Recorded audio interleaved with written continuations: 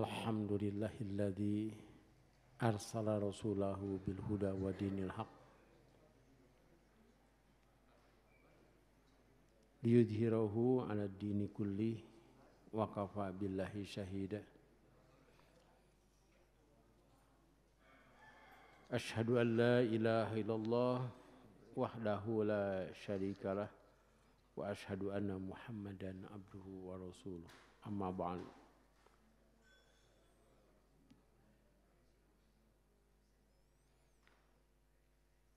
Hadirin ikhwati iman rahimakumullah, kita ulangi pembahasan hadis nomor 483.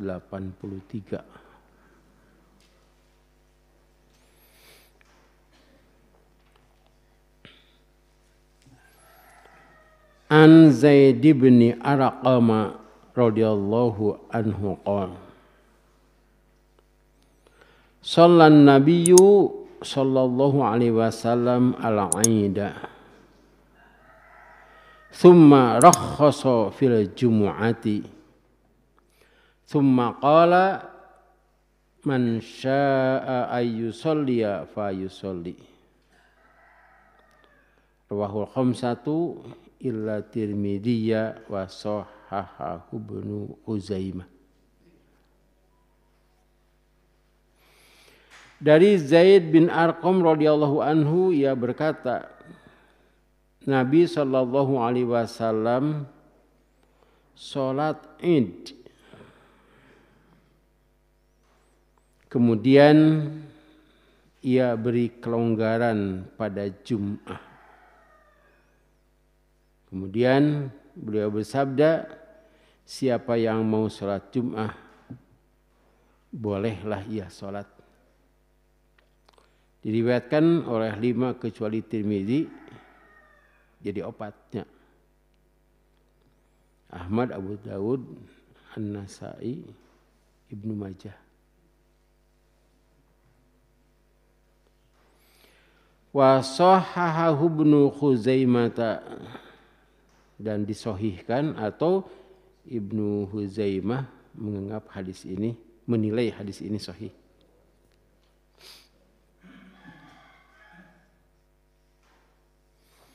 Keterangan dari hadis tersebut dan lainnya, nah ini ada hadis yang lain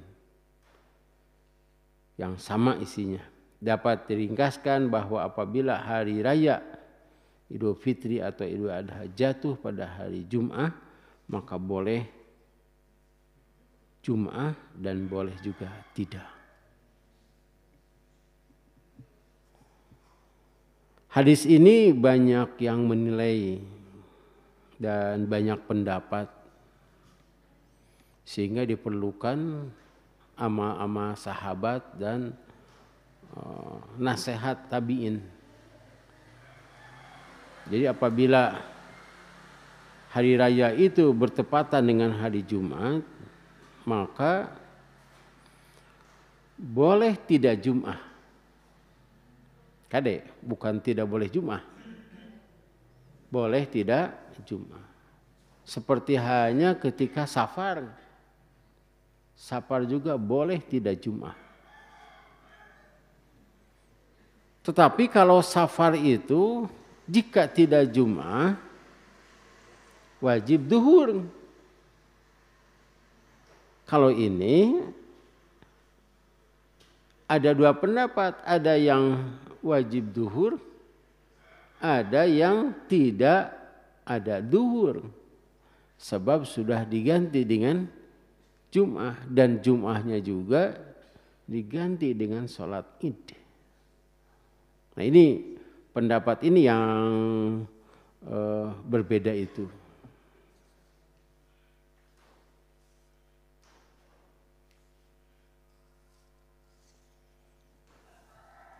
Jadi ada yang berpendapat yang pertama, jika sholat Id itu dilakukan syarat-syaratnya atau sebelumnya seperti sholat Jum'ah, mandi. gitu ya, sebelum Id itu. Hari lebaran mah kalah ibaknya ulah kue gitu, hari acuk sae, hari ibak henteu.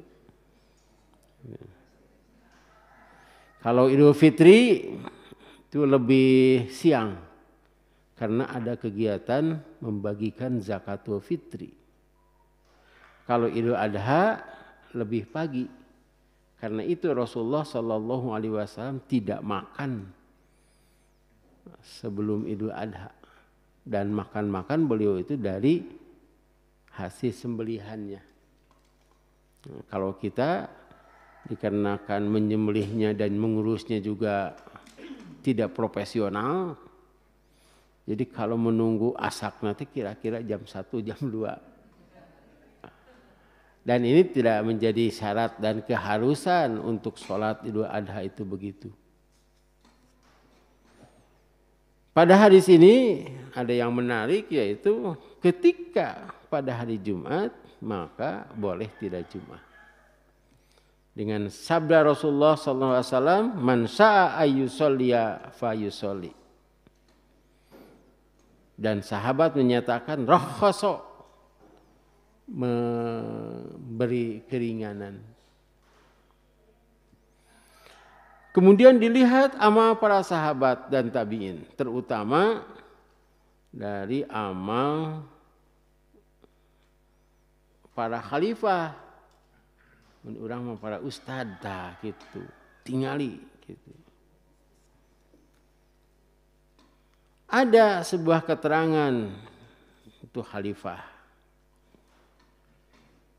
Ibnu Jubair. Beliau sholat Id pada hari Jumat. Kemudian tidak Jumat. Pan ari ustaz mah diperhatikannya, apalagi khalifah. Ternyata keluar lagi ke masjid untuk sholat asar. Maka keterangan ini menguatkan bahwa tidak ada sholat duhur bagi yang wajib Jumat jika dia sholat Idul Fitri atau Idul Adha.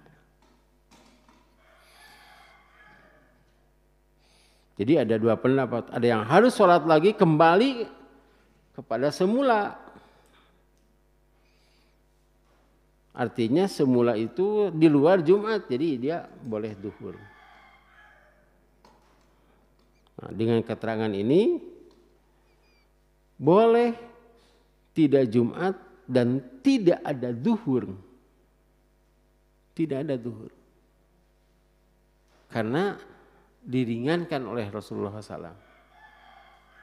Itu untuk yang wajib Jumat. Sedangkan ibu-ibu yang tidak wajib Jumat tetap saja harus sholat duhur. Tenang Bu, pan ibu-ibu mah sering ngantunkan sholat. Kayak bapak-bapak gitu. Yang wajib Jumat. Tetapi Rasulullah Shallallahu Alaihi Wasallam tetap saja Jumat.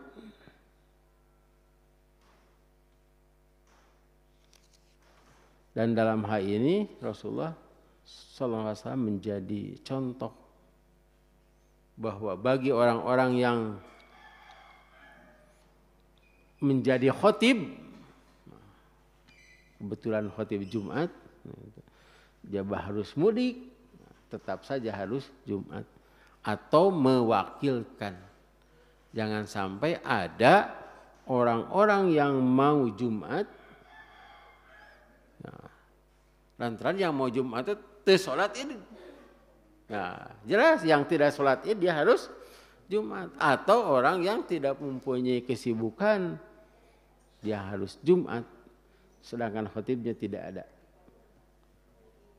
Jadi khotib itu atau yang bertugas harus Jumat. Dan jangan disibukkan dengan hal-hal yang bertentangan atau mengganggu ibadah. Nah, disinilah hikmah syariah pada zaman Rasulullah Shallallahu Alaihi Wasallam itu tidak ada kesibukan seperti di Indonesia. Di Indonesia kan aya mudik. Rasulullah sugan ke Mekah, henteu mudik nanti. Padahal mertua Rasul tuh aya di Mekah teh. Ya.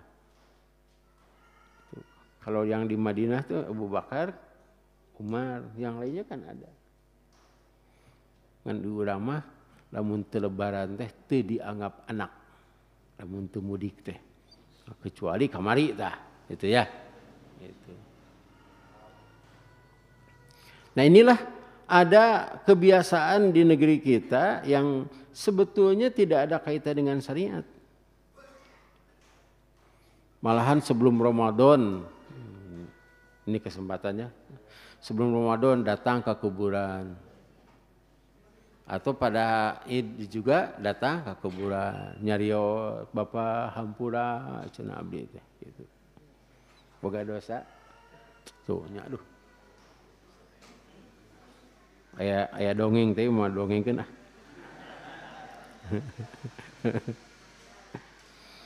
Kemudian memakai pakaian yang baru. Makan makanan yang beraneka macam. Itu sebetulnya bukan demikian. Tapi begini, pada hari raya Rasulullah itu memakai pakaian yang paling bagus. Ku urang dihartikeun kudu meuli nu anyar. Nah, itu. Pada hari raya tidak boleh saum. Ku urang dihartikeun kudu loba dahar. Sebab disebutkan oleh Rasulullah SAW, yauma aklin wa syurbin, itu hari makan dan hari minum. Aku urang pan disabet eta teh. Lumawi lontong heula, mari lontong mah teu kalebet tuang. Pumitos sangu gitu. Terus kana da urang mah tuang teh kudu kana kezo wae gitu. Namanya sebat tuang. Segala makanan dikeluarkan. Itu mah tradisi di Indonesia, Malaysia, Brunei gitu. Pokoknya mah daerah eta. Dari Nusantara mah teu aya. Biasa we gitu. Hanya disebut hari libur. Nah, dengan kejadian kemarin itu saya merasakan seperti ini kira-kira Idul Fitri pada zaman Rasul. Kan tidak ada yang banyak yang belanja ya. Itu. Tidak ada atau tidak banyak orang yang menyediakan makanan. Pandisi corona teh. Tapi tidak tahu nanti. Sebab lebaran di urang mah melibatkan beberapa kementerian. Menteri Agama.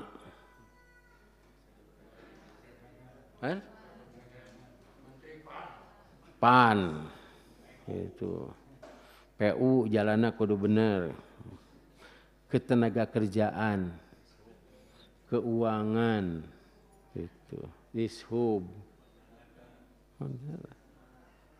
ya keamanan gitu, mau terlibat semuanya.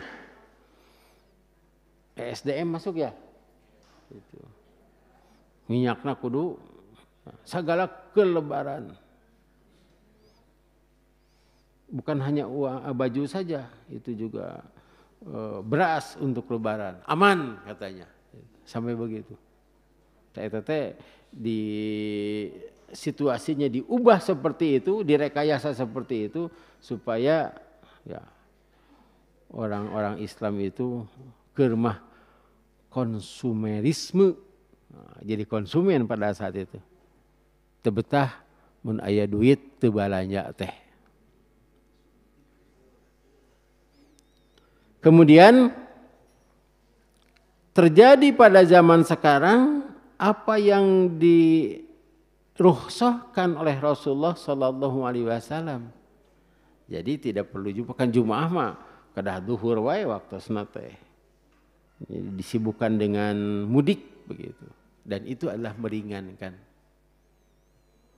Tapi kalau punya kesempatan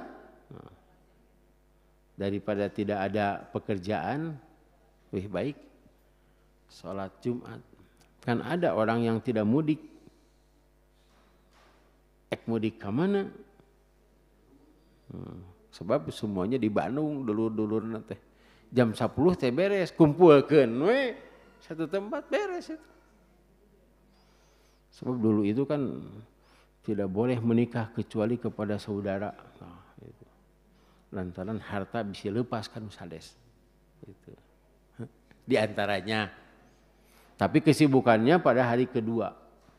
Silaturahim ke kebun binatang. Nah, itu. Ada di teang kali itu. Nyanak sangunya. Nyanak sangu. Urang ditu nama ti dibagi. Narempok we wungkul.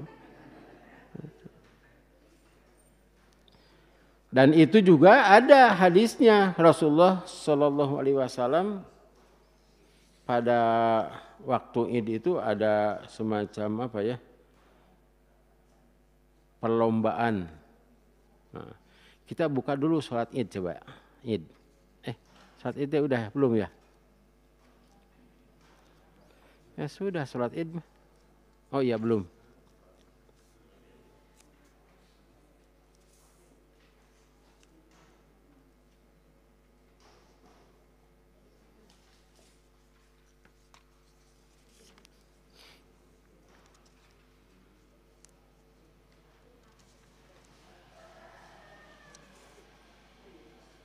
Nah, hadis nomor 523.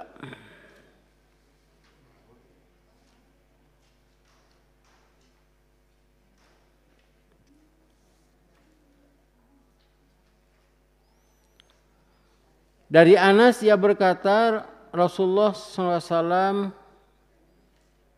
datang ke Madinah, sedang di Madinah itu ada 2 hari raya yang mereka bermain-main padanya. Nah, di sini ada kaitan hari raya dengan main-main. Jadi maksudnya bermain-main itu ada kegiatan apalah, bersenang-senang, itu hari raya. Nah, kemudian oleh Rasulullah SAW katakan bahwa itu sudah diganti dengan Idul Fitri dan Idul Adha. Jadi Idul Fitri dan Idul Adha adalah 2 hari raya umat Islam. Malahan Idul Fitri dan Idul Adha itu merupakan hari raya tahunan dan ada hari raya hari Jumat itu. Jadi hari Jumat juga hari raya. Itu harus senang itu. Bahkan diliburkan. Bapak-bapak senang, ibu-ibu senang. Kadeta ibu-ibu menyenangkan bapak-bapak. Tapi tidak ada yang berkaitan dengan malam Jumat itu tidak ada dalilnya Pak. Kadeta. Nyata eta teh ayatnya Pak. Saya tidak mendapatkan hadis itu. Malam Jumat hujan lebat nah gitu. Tapi kalau paginya ada. Itu disenangkan si bapak-bapak teh supaya fokus waktu Jumat teh. Pikirannya tengah cabang hartu kadi senang lah gitu. Pakaiannya senangkan di sini kan ada itu ya. Ada hadis bahwa orang yang sholat Jumat itu pahalanya diampuni dosanya selama 10 hari. Supaya ibu-ibunya atau perempuan-perempuan di sana itu mendapatkan pahala juga. Nanti kita bahas pada hadis nomor 486 itu. Jadi kesimpulannya ada 2 pendapat, ada yang tidak zuhur, ada yang zuhur. Saya lebih berpendapat tidak ada zuhur. Jadi kalau Jumat, karena Jumatnya sudah diringankan, jadi tidak ada zuhur. Tapi untuk khotib tetap saja harus Jumat. Rasul juga begitu. Kalau berhalangan, ya pokoknya jangan sampai masjid teh sepi. Jika masuk masjid ternyata tidak ada orang, itu bukan masalah. Dan kita dapat pahala. Nanti kita lihat pahala Jum'ahnya itu. Hadis nomor 484. An Abi Hurairah radhiyallahu anhu qala Rasulullah sallallahu alaihi wasallam idza shalla ahadukumul jum'ata fayusalli ba'daha arba'an rawahu Muslim. Dari Abi Hurairah radhiyallahu anhu ia berkata, telah bersabda Rasulullah sallallahu alaihi wasallam, apabila seseorang dari kamu telah sholat Jumat, beres sholat Jumat, maka hendaklah ia salat sesudahnya 4 rakaat. Hadis ini sahih diriwayatkan oleh Imam Muslim. Diurang mataranya 2 itu teh. Apan kieu? Ai 2 kengeng 2 wae cenah. Nah eta. Beda tingkat. Beda tingkat. Tasbih minimal 3 kali 3 wae urang mah kitu. Tetapi Rasulullah Shallallahu alaihi wasallam salatnya 2 rakaat. Dan itu beliau sholat di rumahnya. Jadi sholat beliau itu 2 rakaat setelah Jumat itu. Jadi setelah beres itu kemudian pulang dan sholat 2 rakaat di rumahnya. Ini sudah kita bahas ini. Coba kita lihat bab sholat sunat.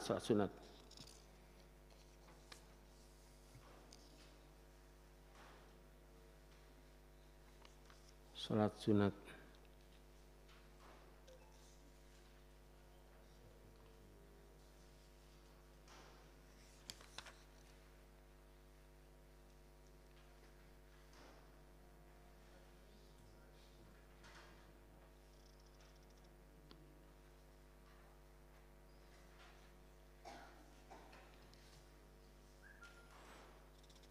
Terusnya kapungkur teh ngehilap deui kumaha.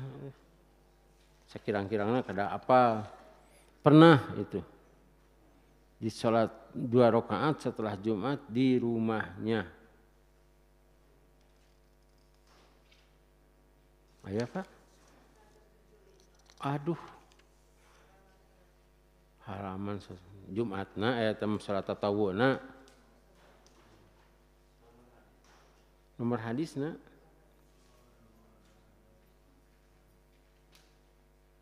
aya hadis nomor 374. Halaman 175. Hadis keduanya. Kita baca artinya dari Ibnu Umar radhiyallahu anhuma. Kalau Ibnu Umar itu kadah radhiyallahu anhuma dengan bapaknya. Ia berkata, saya hafal apa yang dilakukan oleh Nabi Shallallahu alaihi wasallam.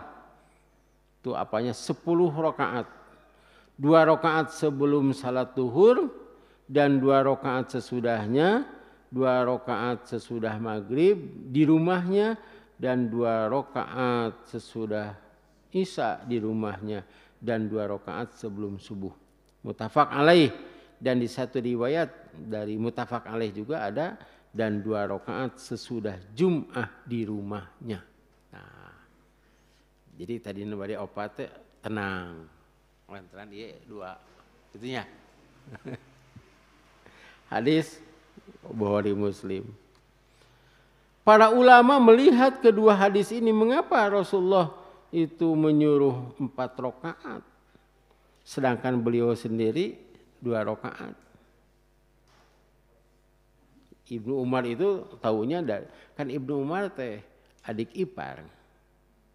Jadi Ibnu Umar sering masuk ke rumah kakaknya siapa atau rumah saudaranya Hafsah. Hafsah itu adalah istri Rasulullah SAW. Bilih kieu pokokna mah apa di mana di rumahnya. Nah, kita harus karena itu kita harus tahu sejarahnya. Ini kan bukan dari Aisyah. Kalau dari Aisyah, ya Aisyah saja. Ini dari Hafsah. Diperhatikan oleh Ibnu Umar. Ada beberapa kesimpulan dari para ulama. Kalau mau sholat 2 rakaat itu harus di rumah. Tidak di rumah, di tempat itu harus 4 rakaat. Dan 4 rakaat ini tidak ada tahiyat awal. Jadi langsung seperti tarawih yang 4 itu. Itu kesimpulan pertama. Kesimpulan yang kedua, boleh 2 rakaat di masjid dan 2 rakaat atau 2 rakaat di rumah. Sebab pada hadis ini tidak disebutkan hadis ini ya, hadis 484 itu. Cirian itu kedah nama dihandap teh. Lihat hadis nomor 374. Nah, itu. Supaya kita tahu. Ada yang berpendapat sholat 4 rakaat dan sholat lagi. Tapi setelah disimpulkan boleh 2, boleh 4. Cenah 2. Tapi sekali-kali banyak tuh 4 rakaat. Hadisnya nu ieu nya gitu. Di masjid gitu. Imam juga 4 rakaat. Margi imam mah kebumina tebih. Tapi ada yang berpendapat kalau makmum itu 4 rakaat, kalau imam 2 rakaat. Hadisnya yang ini, yang tadi. Sebab Rasulullah mempraktekkan 2 rakaat dan menyuruh 4 rakaat. Gitu. Jadi melihat sebuah hadis itu jadi ada fikih pemahaman. Jadi yang pertama, kalau mau 2 rakaat di rumah. Kalau tidak di rumah, 4 rakaat. Kumaha mun di kantor cenah? Berarti bukan di rumah. Ada yang menyatakan boleh 2 rakaat, boleh 4 rakaat. Kalau tadi kan kalau mau 2 rakaat di rumah. Nah, ini boleh 2 rakaat di tempat itu atau di masjid. Ada yang berpendapat ada sunat ternyata mah. Jadi itu sholat bareng. Riweuh cenah abdi teh. Cek ieu 4 rakaat. Cek ieu 2 rakaat. Cenah. Teu we. Malahan untuk Jumat itu nanti ada hadis berikutnya nanti. Jadi tidak di tempat itu, ditukar. Coba dilihat di Pajagalan, di Masjid Pajagalan. 4 rakaat itu. Yang di jalan awal kedua 4 rakaat mereka itu. Dan selalu dilukir ke naon. Nah, ya dia pindah gitu. Sebab memang perintah Rasulullah begitu.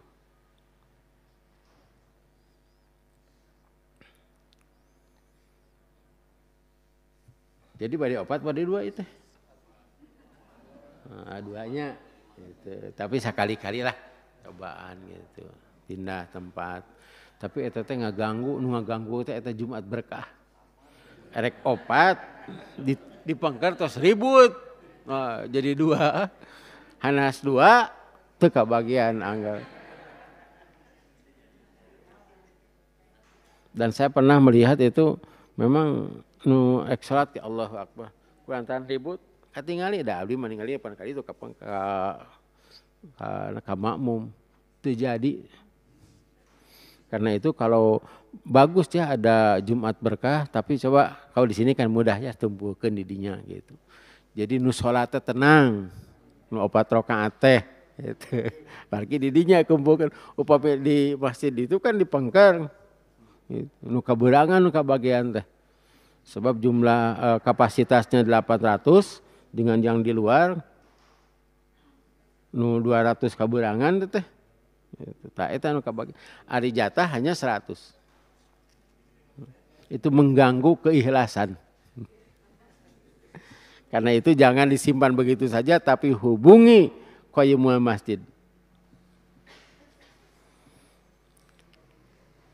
Pami di dieu mah nya tos bubar tah namanya ayanya eta kabagian sadayana nu terakhir. Gitu. Anu tos euy mah atos we. Tong libejaan misi balik deui.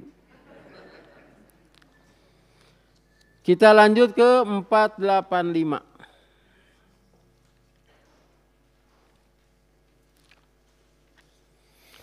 Ansa ibni Yazid radhiyallahu anhu anna Muawiyah radhiyallahu anhu qala lahu idza shallaita jum'ata fala tusalliha bisolatin hatta tatakallama aw takhruja fa inna Rasulullah sallallahu alaihi wasallam amarona bizalika alla nasila salatan bisolatin hatta natakallama aw nakhruja.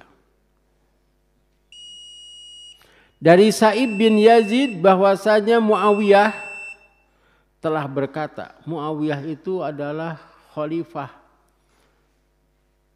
sama dengan Ali. Jadi didengkeun apa Muawiyah? Tanya. Apa sapalih lah. Jadi Muawiyah itu masuk Islamnya tidak di awal. Bahkan Muawiyah itu termasuk orang yang tidak suka kepada Rasulullah pada awalnya, tapi pada akhirnya masuk Islam. Pada zaman Khalifah Utsman bin Affan, Muawiyah itu ditempatkan di daerah Mesir. Mesir itu katonggoh ke atas ke utara. Bahkan Muawiyah itu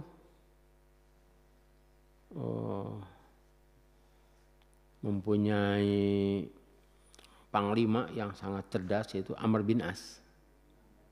Dan Amr bin As itu punya anak yang dititipkan kepada Rasulullah, itu Abdullah bin Amr bin As. Sehingga membuka menaklukkan kota Mesir. Setelah Utsman meninggal, kan Utsman itu meninggal karena dibunuh. Tah, kacau eta teh. Siapa pembunuhnya dan harus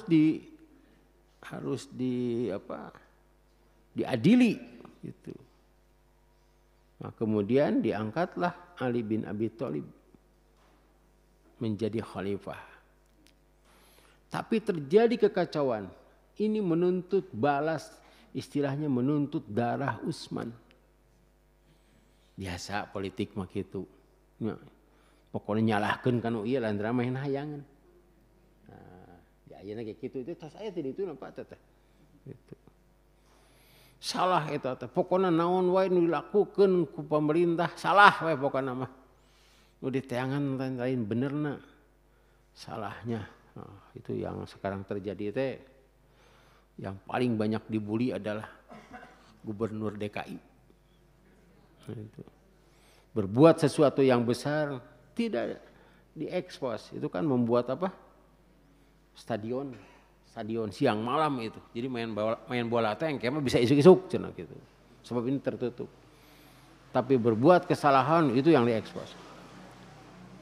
Pada saat itu juga ada orang-orang seperti itu. Dan ada orang-orang yang mendorong dari belakang.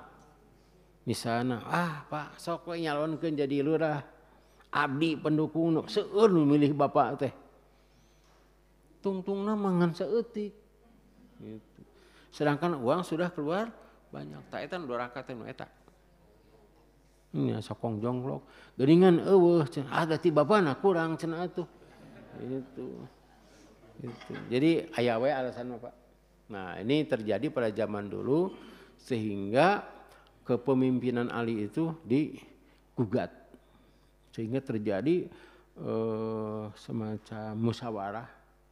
Ali bin Abi Thalib mengutus Abu Musa al-Asy'ari, sedangkan Muawiyah mengutus Amr bin As.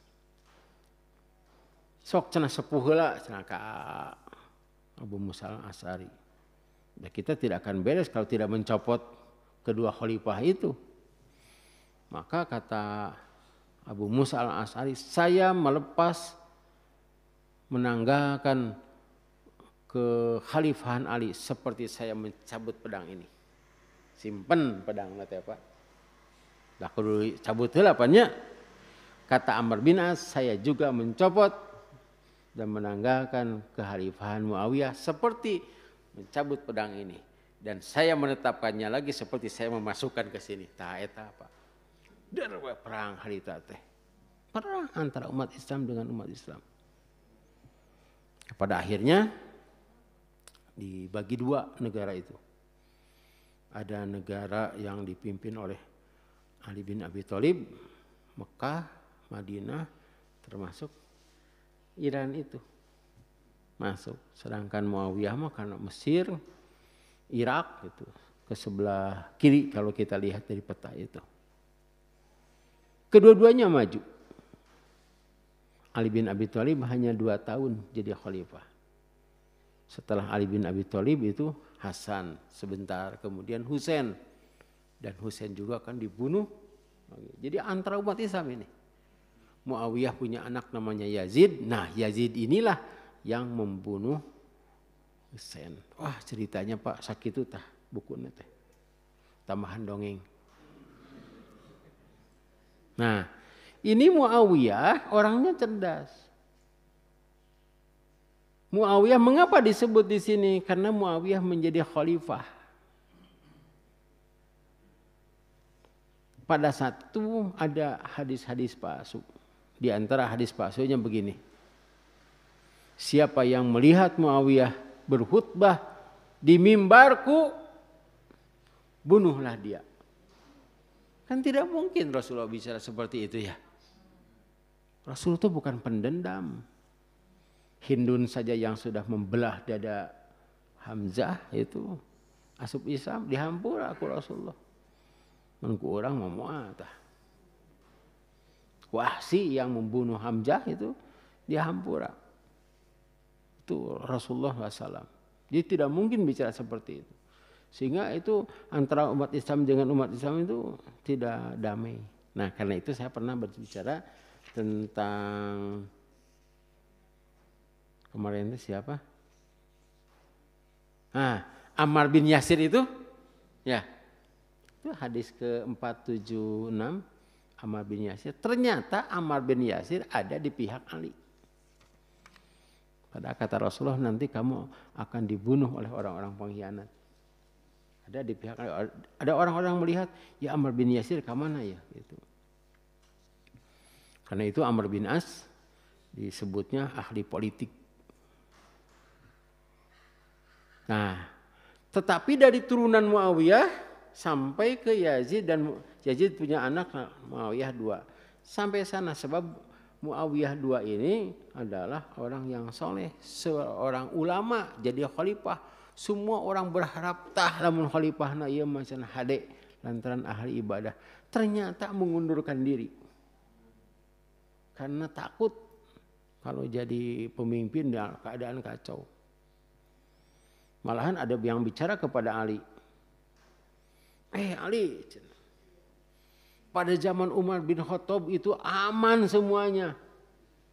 Tapi mengapa pada zaman kamu itu tidak aman ini? Kata Ali bin Abi Thalib. Kalau pada zaman Umar bin Khattab yang menjadi rakyatnya saya. Dan ketika saya jadi khalifah yang di rakyatnya kamu. Adanya tuh nyerita deh gitu. Bahwa lama zaman Umar bin Khattab saya dan para sahabat yang lainnya. Makanya aman. Ketika saya jadi khalifah kamu cenah. Nah, gitu amannya saha? Kamu cenah. Mun saya mah jadi rakyatna aman gitu. Nah ini yang menjadi khalifah kan harus memberikan fatwa. Nah di antara fatwanya ini. Jadi hadis ini sahih. Ya, sahih. Karena diriwayatkan oleh Imam Muslim. Katanya begini, apabila engkau telah salat Jumat, janganlah hubungkan dia dengan satu salat. Jadi salat Jumat duduk di sana, berdiri di sana untuk sholat Itu untuk sholat sunat, atau mungkin diartikan juga untuk sholat asar. Hingga engkau berkata-kata. Nah, karena itu tos sholat Jumat atau sholat deui eta heula. Zikir, wirid gitu. Kalaupun mau ya pindah. Berkata-kata atau keluar. Jadi keluar teh pindah dari tempat itu. Kan sok aya geuningannya kalau sholat sunat teh sok mundur.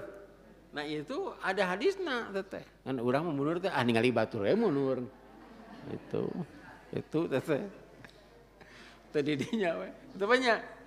Ningali imam mundur, orang teh mundur ningali we kitu. Padahal itu ada hadisnya, jangan disambungkan satu sholat dengan yang lainnya.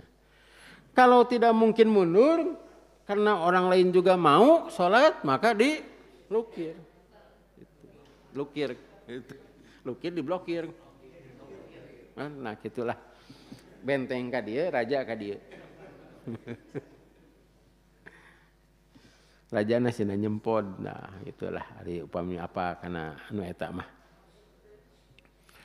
Fa inna Rasulullah sallallahu alaihi wasallam, karena Rasulullah SAW menyuruh kita bidzalika untuk itu. Katanya, sabdanya, alla nasila salatan bisolatin hatta natakallama aw nakhruja. Yaitu tidak boleh menyambung satu salat dengan salat yang lain, maksudnya salat fardu dengan salat sunat. Kalau salat sunat dengan salat sunat mah seperti taraweh, waktu kudah gitu, Pak. Ini maksudnya salat fardu. Jangan sampai salat fardu teh ditempelkeun ieu nu ieu jadi fardu deui. Kalau berpindah mah berarti sudah gitu. Jika dah aya jedana we. Sehingga berkata-kata atau kami keluar. Nah, itu. Jangan dilihat Muawiyah itu begitu. Itu urusan politik, Pak. Dina urusan agama mah yang bener. Dan ini Muawiyah memang pada saat itu berpikir membela Utsman. Sebab Utsman itu termasuk Bani Umayyah. Kan aya di sejarah Islam Bani Umayyah, daulah Bani Umayyah teh di Bani Umayyah teh Harab gitu. Abu Sufyan itu Bani Umayyah, kahanapna Muawiyah. Muawiyah itu anak Abu Sufyan. Abu Sufyan itu istrinya Hindun. Wah, tadinya jadi apa artinya? Tapi di antara keturunan itu Bani Umayyah ada seorang khalifah yang hebat, yaitu Umar bin Abdul Aziz. Setelah itu ada daulah Bani Abbasiyah. Di antara daulah Bani Abbasiyah ada juga orang yang hebat, yaitu Harun ar-Rasyid. Pada zaman Harun ar-Rasyid itu ada yang terkena, yaitu Abu Nawas. Nah, itu. Emut kana lagu nanya, ya lagu Abu Tahita Pak. Jadi kedah apalah sejarah hiji mangsa mah aya didongengkeun namanya atau resep gitu tah. Kan dikarenakan kita karena sejarah teh kurang asa teu aya manfaatnya, padahal sejarah itu juga kaitan dengan syariat Islam. Juga sholat itu sejarahnya bagaimana, haji diwajibkannya bagaimana. Itulah barangkali yang dapat saya sampaikan pada kesempatan ini. Mudah-mudahan kita menambah ilmu, menambah semangat untuk melaksanakan ibadah sesuai dengan contoh Rasulullah SAW.